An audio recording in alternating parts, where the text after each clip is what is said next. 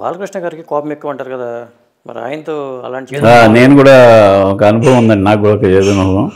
యాక్చువల్గా బొబ్బిలి సింహం shooting song జరుగుతుంది అన్నపూర్ణ స్టూడియోలో. బాలకృష్ణ రోజా మీద సాంగ్ చేస్తున్నారు.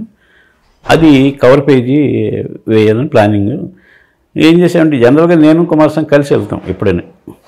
ఆ రోజు నాకు వేరే పని ఉండి అతను ముందు పంపించాను. అతను వెళ్ళి అడిగాడు ఆల్రెడీ బాలకృష్ణని, ఇవ్వనన్నాడు. ఆ విషయం నాకు చెప్పలా. బాలకృష్ణ మూడు బాగాలేదు ఆ రోజు.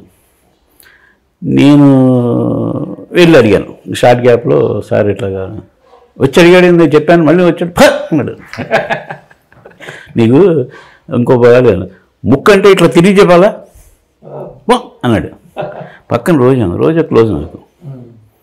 చాలా జూనియర్ డాన్సర్లు, ఫ్లోర్ కదా మొత్తం ఆగర్చాడు ఇట్లాగే మేము గుర్తుపెట్టి ఉండాలి కదా అసలు జనరల్గా. గుర్తుపట్టిన అంటే బాలకృష్ణ మూడు అండి అతను.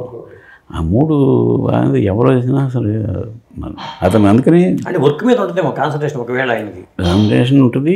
ఆ స్టెప్లు వ్యవహారం అదే సాంగ్ కదా, దాని మీద కాన్సన్ట్రేషన్. అందులో ఒకటి ఏంటంటే ఫస్ట్ మా ఫోటోగ్రాఫర్ ఇట్లా అడిగాడు. ఆ విషయం మావాడు చెప్పలేదు నాకు. నువ్వు నేను వెళ్ళి అడుగు అన్నాడు సైలెంట్గా.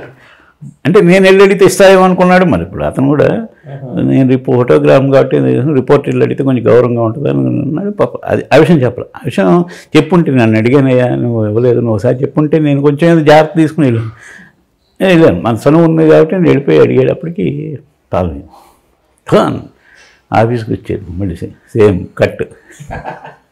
అదే టైంలో ఏంటంటే బాలరెడ్డికి కూడా ఏదో బ్యాడ్ అని ఇది బాలకృష్ణ ఈ బొబ్బిలి సింహం టైంలో ఆళ్ళుగారు.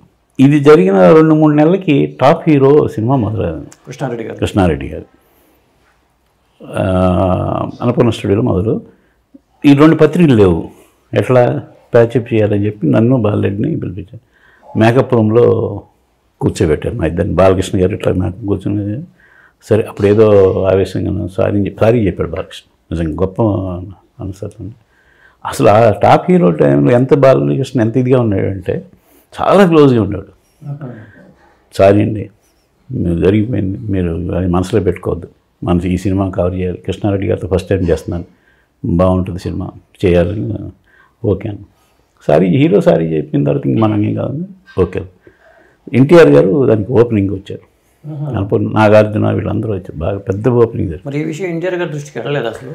చెప్పలేదు. అంటే మేము చెప్పలేదు, ఆయన కూడా చెప్పి ఉండదు.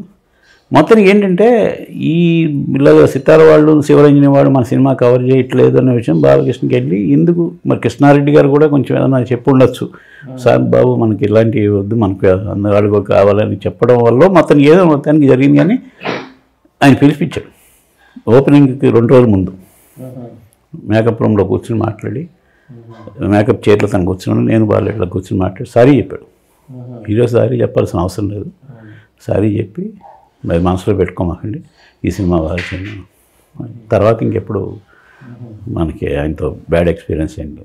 లియో ఎంటర్టైన్మెంట్ ఈ ఛానల్ని ప్లీజ్ సబ్స్క్రైబ్ చేయండి, షేర్ చేయండి, లైక్ చేయండి. Please subscribe to Leo entertainment. Please subscribe to Leo Entertainment YouTube channel. Subscribe Leo Entertainment channel. Leo Entertainment. Please subscribe this channel. Hi, నేను ఆనంద్ రంగానే. Please subscribe to Leo entertainment. ఇలాంటి interesting videos కోసం తప్పకుండా మా ఛానల్ని subscribe చేయండి.